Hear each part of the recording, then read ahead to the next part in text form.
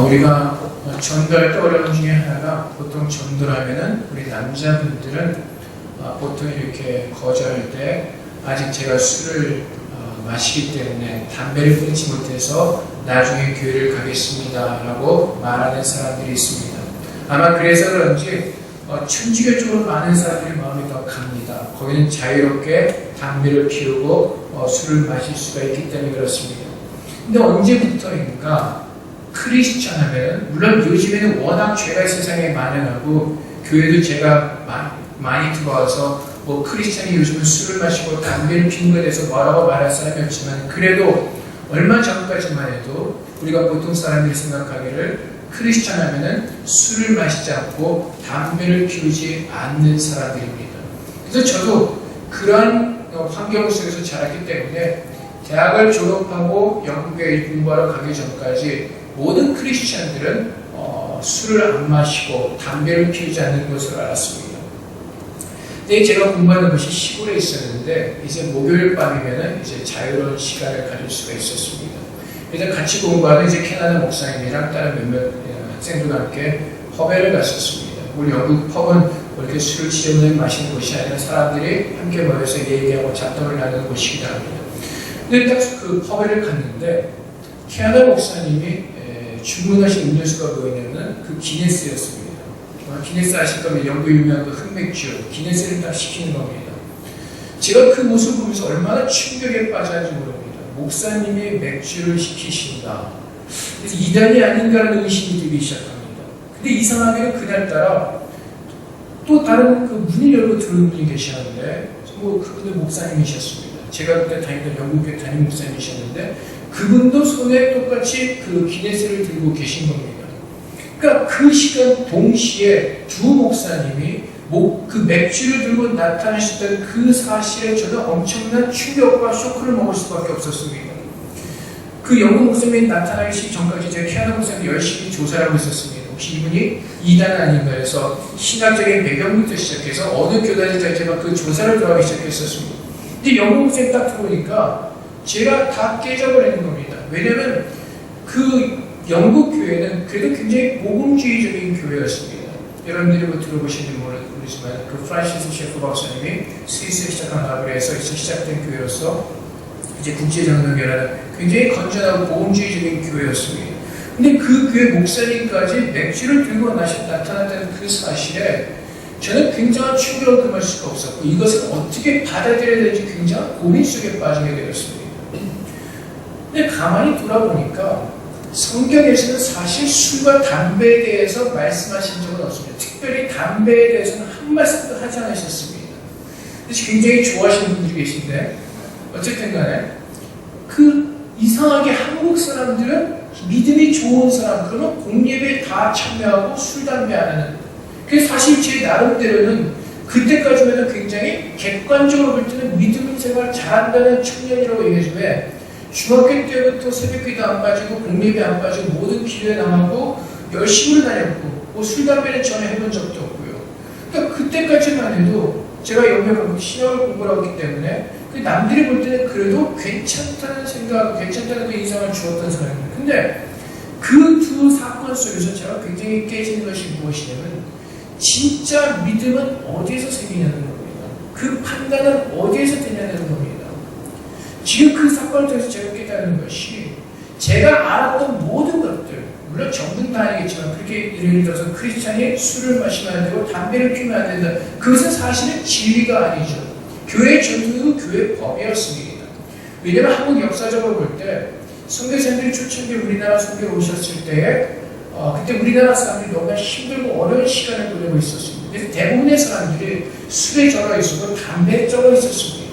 그래서 아예 교회법으로 교회 생활하는 사람들은 술을 못하게 하고 담배를 못하게 한 겁니다. 그러다 보니까 우리나라에서 그게 전통적으로 돼서 교회법이 되어서 크리스천 하면은 술을 안 마시고 담배를 안 피는 것으로 그렇게 되어버린 겁니다. 여러분 한번 생각해 보십시오. 담배 안 피고 술을 안 마셔도요, 그보다 더 큰 죄를 지는 사람 참 많이 있습니다. 근데 이상하게도 우리나라에서 크리스천 하면은 담배 안 피고 술 안 마시는 거예요. 그래서 한번 돌아보게 되는 겁니다. 지금까지 제가 알고 있었던 그것들이 얼마큼 성경에 근거 연구하고 있는 것이고 얼마큼 하나님 말씀에 기초하고 있는 것, 그것을 바라보는 그 새로운 마음이 저에게 들게 된 것입니다.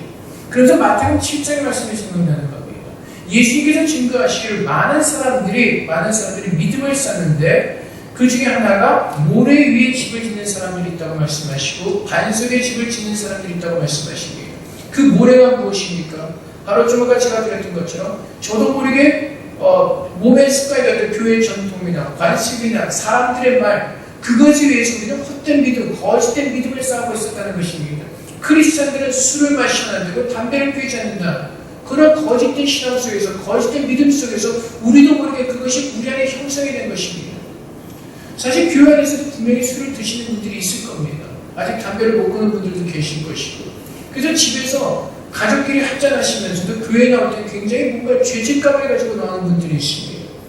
근데 성경에서 얘기하는 것이 무엇이냐는 겁니다. 우리는 그렇게 우리가 모래 위에서 우리가 들었던 것, 우리가 교회에서 전통으로 배웠던 것, 어떤 그것이 믿음을 쌓다 보니까 우리의 믿음이 어떤 사건을 만들면 너무나 쉽게 무너지는 겁니다. 예를 들어서 저도 한국에서 그런 배경에서 자랐기 때문에 목사님이 맥주를 마시던 그 사실을 바라보면서 목사님들을 비판하기 시작합니다. 정죄하기 시작합니다. 어떻게 목사가 저럴 수가 있을까? 성경에서 무엇을 말씀하시는 것을 우선 저는 모르고 제가 그렇게 자랐기 때문에 그 생각과 그 판단을 가지고 목사님들을 정죄하기 시작하는 겁니다. 이단인가? 내가 잘못 아닌 건가? 근데 우리는요, 대부분의 사람들이 그 모래 위에 우리 믿음을 짓습니다. 우리 모래 위에 믿음을 짓기 때문에 우리 너무나 쉽게 무너지는 겁니다. 진정한 하나님의 말씀의 뜻이 무엇인지를 모르기 때문에 우리 너무나 그 모래 위에 그 거짓된 믿음 속에서 얼마나 쉽게 무너지는지 모릅니다. 그래서 사람들이 쉽게 판단하는 거고, 그래서 사람들이 쉽게 정죄를 하는 것이고요. 그래서 쉽게 사람들이 무너지는 겁니다. 저도 모르겠습니다. 누가 한 이야기인지 모르겠는데 어떤 분이 이렇게 얘기를 했다고요. 세탁기 사는 것까지 기도하고 사야 되나? 라고 이렇게 말하는 사람들이 누가 그런지 모르겠어요. 누가 말하고 누가 그런 얘기를 했는지 모르겠는데 아마 세탁기 사는 것까지 기도해야 하나라고 말을 하는 사람은 아마 좀 약간 좀 비웃는 아마 그 마음이 있을 겁니다. 뭐 그런 것까지 하나. 근데 여러분, 주님 앞에 서서 내가 정말 주님과 모든 것을 동행하기를 원하는 그 마음에서 세탁기 사는 것을 때 기도했던 하나님 그 마음을 받으실 겁니다. 옆에서 비웃는 사람보다도 정말 하나님과 모든 것을 함께하기를 원하는 마음으로 하나님께 기도했다면 그 마음을 받으실 겁니다. 근데 우리는 뭐 그런 것까지 기도를 해야 되나? 그 모래 위에 쌓은 그 거짓된 믿음 때문에 너무나 쉽게 정죄하고 판단해버린다는 겁니다. 자신의 모습을 돌아보지 않고요. 여러분, 술 마시는 것이 죄입니까? 네. 담배 피우는 것이 죄입니까? 여러분, 성경에서 정확하게 말씀하지 않으셨어요. 왜? 담배는 이미 성경 말씀이 시작이 후에 나왔기 때문에. 근데 여러분, 정확하게 죄는 아니죠. 근데 죄가 될 수도 있습니다. 왜요? 술을 여러분들이 많이 마셔서 여러분들의 육체가 상한다면 그건 죄입니다. 왜? 하나님의 성령이 거하는 전이기 때문에 그렇습니다. 담배를 피워서 여러분들의 몸이 상한다면 분명히 죄입니다. 근데 우리는 세상적인 그걸 들이대서 우리 스스로 죄에 가지고 죄책감을 가지는 그런 어리석음에서 벗어나야 된다는 겁니다. 하나님의 말씀이 무엇인지를 정확하게 분별하셔야 된다는 겁니다. 그렇기 때문에 우리들의 믿음은 하나님의 말씀의 반석 위에서 세워져야 되는 것입니다. 하나님께서 무슨 말씀을 하시는가 그 말씀을 옳게 분별할 수 있는 그 지혜가 우리 안에 있어야 된다는 것입니다. 말씀을 분별해야 되는 겁니다. 그냥 말씀을 읽고 깨닫는 것이 아니라 정확하게 하나님께서 무엇을 말씀하시는가 그 말씀에 대한 올바른 이해가 있어야 한다는 것입니다. 그래서 성경에서 말씀하시길 하나님을 힘쓰라고 말씀하십니다. 하나님 알게 힘쓰라고 말씀하시는 분별하라고 말씀하시는 겁니다. 우리가 그 말씀을 분별하지 못하기 때문에 그 말씀에 대한 정확한 이해와 지식이 없기 때문에 우리의 믿음이 무너지는 겁니다. 그렇기 때문에 우리 너무나도 쉽게 모래 위에다 우리의 믿음을 쌓으면서 그 믿음이 너무나 쉽게 무너지는 것을 우리는 보는 겁니다. 그래서 하나님께서 오늘 말씀을 통해서 우리에게 부으신 것이 무엇입니까? 우리가 정말 그 모래 위에 집을 짓지 않기 위해서는 말씀의 반석에 그 집을 지어야 되는데 그것은 바로 무엇입니까? 주님께서 우리와 함께 하시는 것입니다. 주님께서 내 안에 임재하셔야 되는 것입니다. 고린도서 3장에서 말씀하시기를 우리는 하나님의 거하시는 성소라고 성경 분명하게 우리에게 말씀하고 있습니다. 그래서 우리는 하나님의 성소가 되어져야 됩니다. 하나님께서 거하시는 거룩한 성소가 되어서 주님께서 우리 안에 임재하시면 우리는 자연적으로 죄에서 멀어지게 되는 겁니다. 근데 많은 사람들이 무엇을 위해서 기도합니까? 이거 죄짓지 말기 위해서, 저거 죄짓지 말기 위해서, 늘 죄를 위해서 기도합니다. 근데 여러분, 우리의 힘으로는 그 죄를 벗어날 수 있는 길은 우리에게 없습니다. 주님께서 우리 안에 임재하셔서 그분의 말씀으로 우리를 다스리실 때에 우리는 죄로부터 돌이킬 수가 있는 것입니다. 근데 우리는 주님께서 내 안에 임재하시기를 기도하기보다는 그 죄를 가지고 주 앞에 기도할 때가 참 많이 있어요. 물론 우리가 짓는 죄는 하나님 앞에서 빼게 해야 됩니다. 하지만 우리는 그보다 더 중요한 것은 예수 그리스도를 만나야 되는 것입니다. 하나님을 만나야 되는 것입니다. 구약시대의 사람들이 잘못하면 그 번제를 드렸죠. 그래서 그 죄를 사함받았습니다. 어서 성소의 뜰에 쌓았죠. 근데 여러분, 우리가 바로 그 모습입니다. 늘 죄를 짓고 번제를 드려 성소의 뜰에 들어옵니다. 근데 하나님께서 원하시는 것이 무엇입니까? 제사장이 지성소에 들어가서 하나님을 만났던 것처럼 이제는 우리가 정결해져서 지성소에 들어가서 주님을 만나기를 원하십니다. 주님과 하나님을 원하셔요. 예수님께서 십자가에 들어가실 때 지성소가 갈라지는 그 기적이 일어났습니다. 그 사건이 일어났습니다. 그것은 결국 무엇입니까? 하나님께서 우리 한 사람 한 사람을 다 부르시고 모든 죄를 사하시고 왕같은 제사장으로 우리를 부르셨기 때문에 이제는 예수 그리스도의 지성소에 들어가서 하나님을 만나는 그 축복이 우리에게 있어야 된다는 것입니다. 늘 죄를 짓고 회개하는 그 성막의 뜰에 머무는 것이 아니라 이제는 지성소에 들어가서 하나님을 만나는 것입니다. 그 하나님을 만날 때 참된 믿음의 축복을 누릴 수가 있고 참된 믿음의 생활을 할 수가 있는 것입니다. 예수님께서 우리 안에 임재하셔서 나를 다스리실 때에 그때 참으로 믿음의 생활을 시작하는 것입니다. 좀 아까 말씀드렸듯이 얼마나 많은 사람들이 모래의 집을 짓고 우리의 믿음이 좋다고 착각하는지 모릅니다. 하나님의 정확한 말씀의 이해가 없이 그 지혜가 없이 우리의 믿음은 좋다고 착각합니다. 그래서 공예배 열심히 나가고 뭔가 거룩한 것 같은 우리 모두가 다 믿음이 좋다고 착각을 합니다. 근데 하나님께서 무엇을 보기 원하시고 믿음을 보기 원하시고 그 믿음은 열매를 통해서 하나님께서 분명하게 판단하실 것이라고 말씀하십니다. 여러분, 주님께서 다시 오셔서 우리를 보실 때 믿음을 보시고 그 믿음의 열매를 보신다고 말씀하십니다. 모래 위에 쓴 믿음의 집, 그 거짓된 믿음을 가진 사람들은요 열매가 없습니다. 그냥 아무 일 없을 때는 집을 친 것 같죠. 근데 열매가 없습니다. 시험에 들면 너무나 쉽게 무너지는 것이 바로 그 거짓된 믿음인 것입니다. 여러분, 요한복음에 가면은 이제 나사로가 죽었다가 다시 살아난 그 사건이 있습니다. 근데 예수님께서 그 나사로가 겪는 것을 아시고 일부러 늦게 가시죠. 나사로가 죽은 다음에 가십니다. 그때 그 마르다가 주님 앞에 나오죠. 주님 왜 이제 오셨습니까? 근데 주님께서 말씀하시면 제 오라비가 지금이라도 살 겁니다. 그래서 주님께서 뭐라고 말씀하시죠? 내 오라비가 살아날 것이라고 분명히 말씀하시죠. 그 말씀은 지금 나사로가 살아날 것이라고 말씀하시는 겁니다. 근데 마르다가 뭐라고 대답을 하죠? 내 주님, 마지막 날에 제 오라비가 살 줄을 압니다 라고 대답합니다. 그건 무엇입니까? 거짓된 믿음입니다. 늘 지식으로만 알고 있다는 겁니다.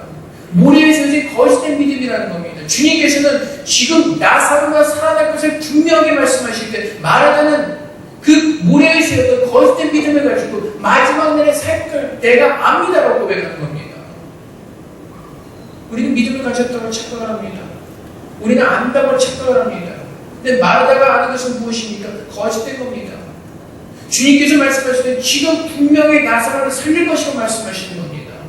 근데 마르다는 자기가 들었던 것을 가지고 그냥 자기가 아는 지식을 가지고 주님 맞습니다. 제 오라비가 마지막 날에 살 것을 믿습니다. 압니다라고 고백하는 겁니다. 그것이 거짓된 믿음입니다. 사람들이 볼 때는 마르다의 믿음의 고백이 얼마나 대단합니까? 주님께서 말씀하신 제 오라비가 살아날 겁니다. 겉으로 볼 때는 엄청난 믿음의 고백인지 모릅니다. 믿음의 말인지 모릅니다. 근데 주님께서 말씀하실 때 엉뚱한 대답을 하고 있다는 것입니다. 그것이 바로 우리들의 모습입니다. 마리아도 별다르지 않았습니다. 주님께 달려서 원망합니다. 하나님의 아들이시라고 믿는다고 했지만은 그 주님께서, 하나님의 아들이신 그 주님께서 지금 자기 오라비를 살릴 것이라는 그 믿음은 없었다는 겁니다. 다 아는 것으로 끝나는 겁니다.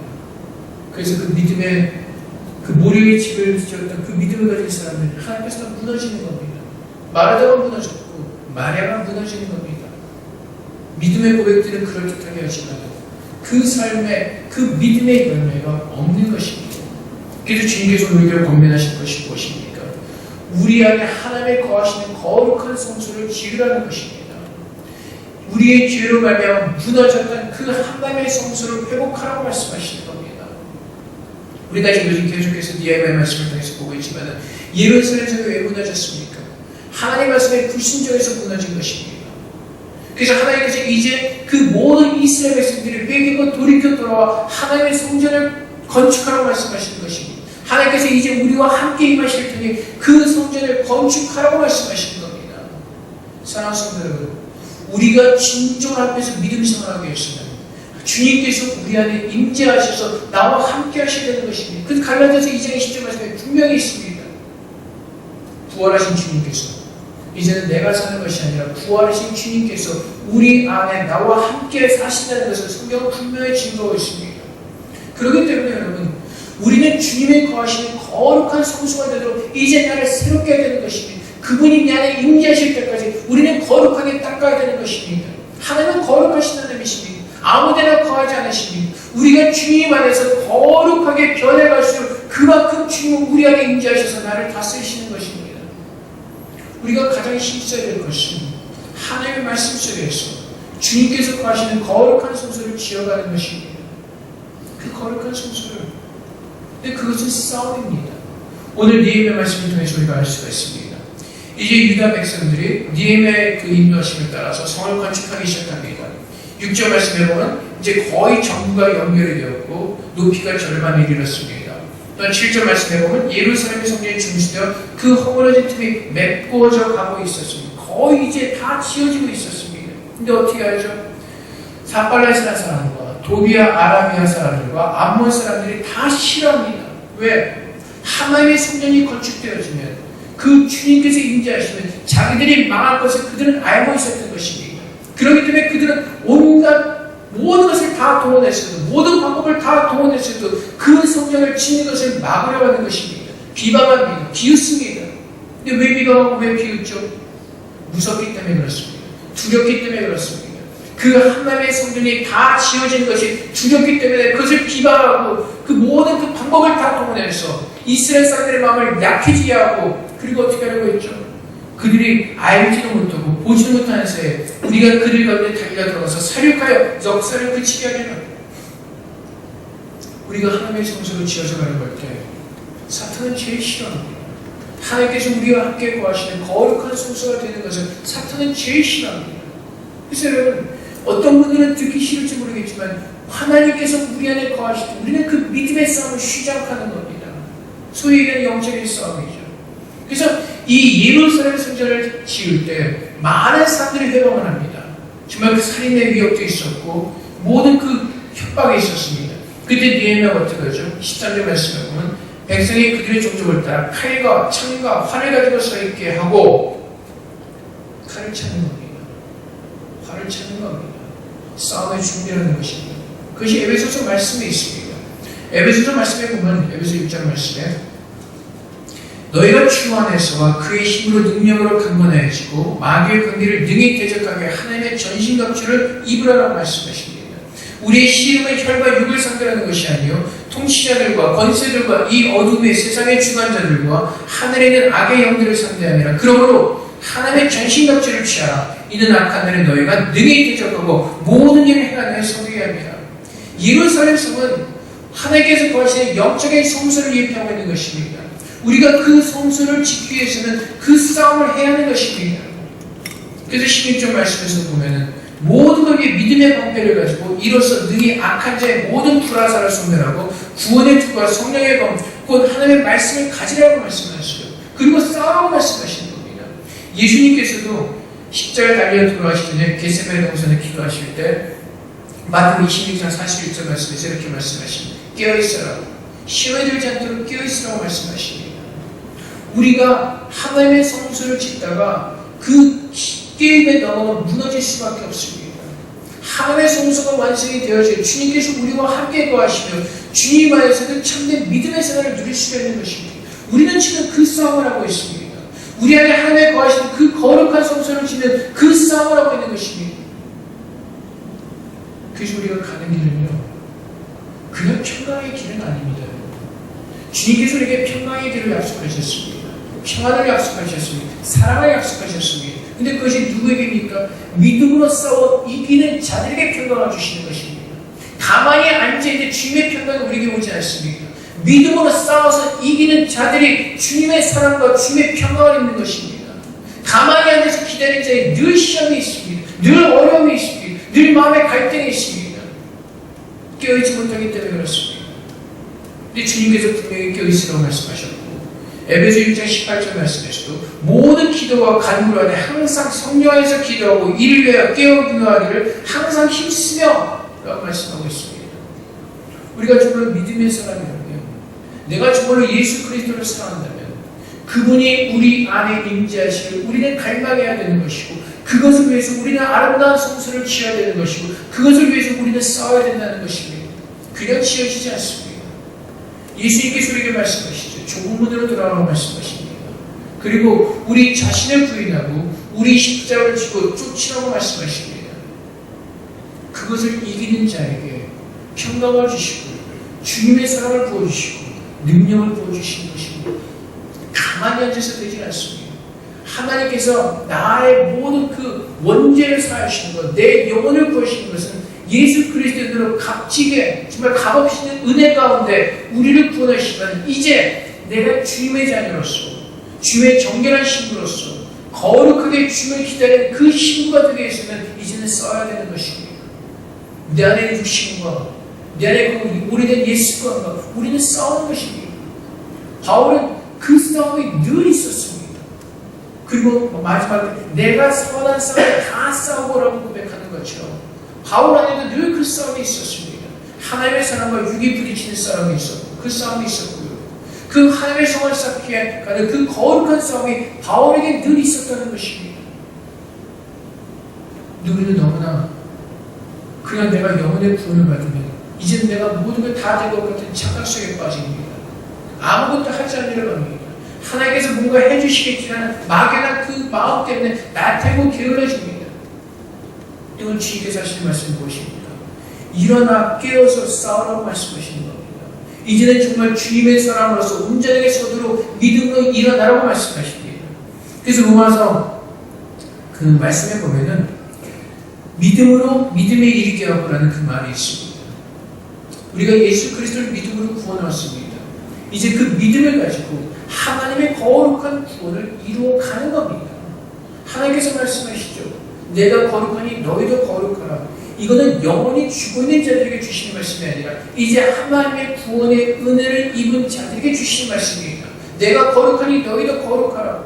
그 거룩함이 어떻게 이루어집니까? 주님께서 우리 안에 임재하시는 겁니다. 그분께서 내 안에 거하셔야 되는 것입니다. 그분께서 내 안에 거하시도록 그분의 성소를 우리는 만들어가야 되는 것입니다. 그 싸움이 우리 안에 있습니다. 그 싸움을 이기는 자들에게 하나님께서 생명의 멸망을 주신다고 말씀하십니다. 그래서 주님께서 요구하시는 것이 무엇입니까? 충성입니다. 주님의 말씀대로서는 그 믿음대로서는 충성을 우리에게 요구하시는 것입니다. 모래에 세워진 거짓된 믿음을 가지고 사는 것이 아니라 하나님 주신 그 진리의 말씀을 분별하면서 그 말씀에 충성으로 섬기는 그 모습을 주님께서 요구하시는 겁니다. 그 모습이 있는 자들은 주 앞에 거룩하게 엎드립니다. 겸손하게 엎드립니다. 그리고 주님의 사랑을 구합니다. 그리고 주님께 주신 그 은혜와 능력을 가지고 주의 말씀대로 순종하는 것입니다. 여러분, 주님의 능력은, 주님의 사랑은 진정한 주의 말씀에 순종하는 자들이 행하신 능력입니다. 거짓된 믿음, 모래에 세워진 그 믿음 가지고는 아무것도 할 수 없습니다.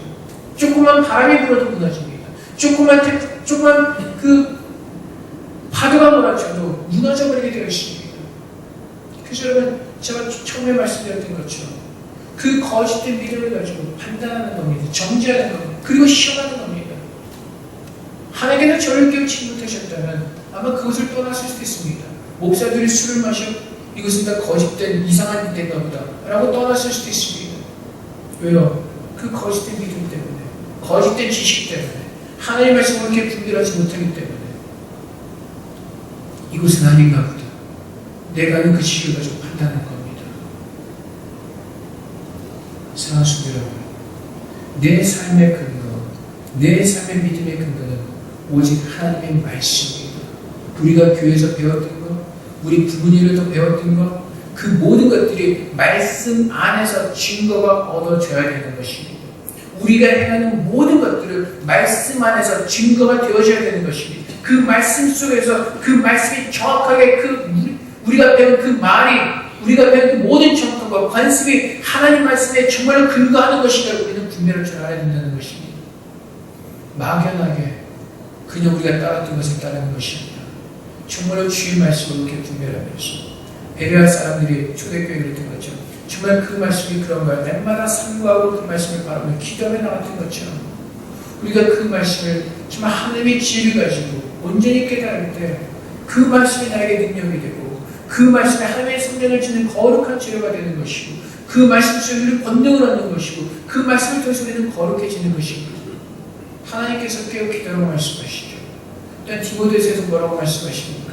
우리가 거룩해지는 길은 우리의 열심이 아니라 오직 말씀과 기도를 통해서 거룩해진다고 성경은 분명하게 우리에게 가르쳐주고 있습니다. 반석에 세워진 그 진리의 말씀을 분별하면서 우리가 기도로 그 말씀의 능력을 채울 때 하나님께서 거하시는 거룩한 성소를 우리는 만들게 되는 것이고 그분께서 내 안에 임재하실 때 우리는 참된 믿음의 크리스찬으로서 진정으로 믿음이 무엇인가를 증거하면서 하나님께 영광을 돌리는 믿음의 사람들이 우리는 서게 될 것입니다. 그것이 진정한 크리스찬이에요. 그것이 정말 하나님께서 원하시는 예배자들인 것입니다. 그냥 예배만 참여하는 것이 아니라 정말 그분 앞에서 그분의 다스리신 가운데 들어가기 원하고 그분과 하나가 되기 원하고 지성소에서 하나님을 만나기 원하는 그 간절한 마음을 주 앞에 나와서 예배할 때 하나님 우리를 복되게 하시고 주님의 은혜를 지으시고 주님의 긍휼함으로 우리를 부어주실 것입니다. 오늘 여러분들의 모습을 한번 돌아보시기 바랍니다. 여러분이 가지고 있던 그 믿음이 정말 하나님의 말씀에 반석에 서진 믿음인지 아니면 여러분들이 알고 있는 여러분들의 지식이 아니면 여러분들이 지금까지 배웠던 그 모래 위에 지어진 그 믿음을 가지고 있는 것인지 한번 돌아보시는 가운데 이제는 정말로 하나님께서 거하시는 거룩한 믿음의 성소로 저와 여러분 모두가 주님 앞에서 온전하게 서시기를 주님으로 축복드립니다. 이 시간에 함께 기도하겠습니다. 하나님, 주님 우리 가운데 임재하여 주시옵소서. 우리가 정말 하나님께서 거하시는 거룩한 성소로 주님 내가 지어지기를 원합니다. 성령께서 임재하셔서 우리를 도우셔서 정말 하나님 임재하시는 거룩한 성소가 될 수 있도록 주님께서 나를 만져주시고 나를 빚어달라고 이 시간 주 앞에 기도하여 나가도록 하겠습니다. 기도하겠습니다. 주님, 우리를 다스려 주시옵소서. 주님께서 임재하셔서 우리의 마음을 받아주시고 주님 다스려 주시옵소서. 주님께서 거하시는 거룩한 성전이 되기 원합니다. 하나님께서 임재하셔서 주님께서 만지시고 주님께서 다스리시는 거룩한 성전이 되기 원합니다. 아버지, 우리는 무엇을 위해서 살고 있습니까? 우리의 믿음이 어디에 서 있습니까, 주님? 우리에 서진 그 허물어지는 거짓된 믿음입니까? 아니면 정말 믿음의 반석에 서야지, 말씀의 반석에 서야지 진정한 믿음을 소유하고 있습니까, 주님? 우리들의 믿음을 돌아보게 하여 주시옵소서. 하나님의 말씀으로 돌아가게 하여 주시옵소서. 그 말씀을 깨닫게 하여 주시옵소서. 진리입니다, 주님. 주님의 말씀이 진리입니다. 아버지, 우리의 믿음이 진리에 서진 믿음 되어지게 하시고 주 앞에 영광을 돌리는 정말 믿음의 열매를 맺으시는 참된 믿음으로 축복하여 주시옵소서. 아버지, 감사합니다. 주님을 알게 하셨습니다. 이제는 지성소로 들어갈 주님과 하나가 되기를 원합니다. 이제는 지성소에서 우리 하나님과 하나가 되기를 원합니다. 아버지, 우리를 축복하여 주시옵소서. 주님의 은혜 가운데 서게 하옵소서. 정말 중요한 것이 무엇인가를 알게 하옵소서. 우리가 크리스찬으로 어떻게 사는 것이 정말 어떻게 사는 것인지 무엇이 중요한지를 정말 알게 하옵소서. 우리들 안에 모든 거짓된 것들, 거짓된 믿음들을 다 내려놓게 하시고 이제는 주님 앞에 서게 하옵소서. 참된 믿음과 들어설 수 있도록 주님 축복하여 주시옵소서.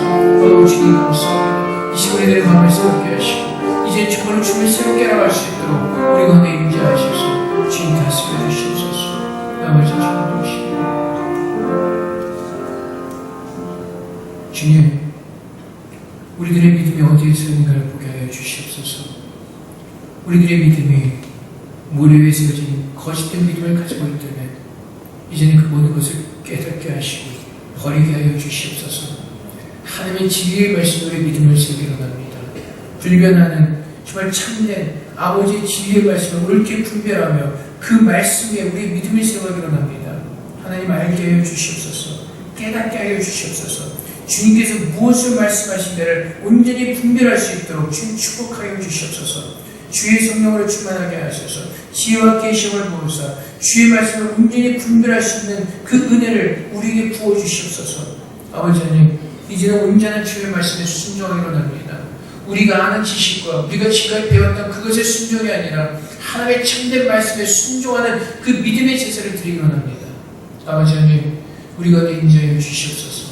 하나님께서 거하시는 성소를 우리 안에 아름답게 창조하시고 주님 우리 안에 임재하셔서 우리를 다스려 주시옵소서. 주님의 거룩함이 우리의 거룩함이 되게 하여 주시옵소서. 우리가 아버지를 닮기로 합니다. 주님 우리 가운데 임재하셔서 거룩이 무엇인지를 알게 하시고 그 거룩함을 sam하게 하시고 그 거룩함을 바라보게 하시고 그 거룩함이 우리 안에 온전히 치워지는 은혜를 누리게 하여 주시옵소서. 아버지 하나님, 이제 우리가 믿음이 있다 하면 이제 그 믿음의 열매를 맺기로 합니다. 하나님께서 우리와 함께 하시는 열매를 맺기로 합니다. 주께서 요한복음에서 말씀하셨습니다. 주님은 포도나무 우리는 가지라고 말씀하셨고 우리가 포도나무에 붙어있을 때 주님의 그 아름다운 말씀에 열매를 맺을 것이라고 말씀하셨습니다. 아버지, 열매 없는 그 가짜 믿음 가지고 살아가는 것이 아니라 이제는 정말 중요한 그 참된 믿음을 가지고 주님께서 기뻐하시는 거룩의 열매를 맺을 수 있도록 우리 모두를 축복하여 주시옵소서.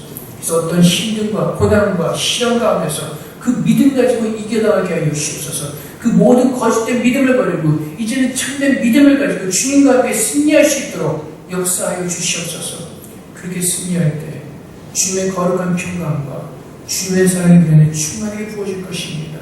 아버지 하나님, 주님의 힘과 능력으로 싸우게 하시고 승리하게 하여 주시옵소서. 주님께서 모든 싸움을 이기셨기에 승리하셨기에 주님께서 우리도 승리케 하실 것을 믿습니다. 믿음으로 주님 붙는 가운데 모든 선한 싸움을 다 이기고 주님 앞에 칭찬듣는 충성된 종으로 설 수 있도록 우리 모두를 축복하여 주시옵소서. 감사하며 예수 그리스도 이름으로 기도하옵나이다. 아멘.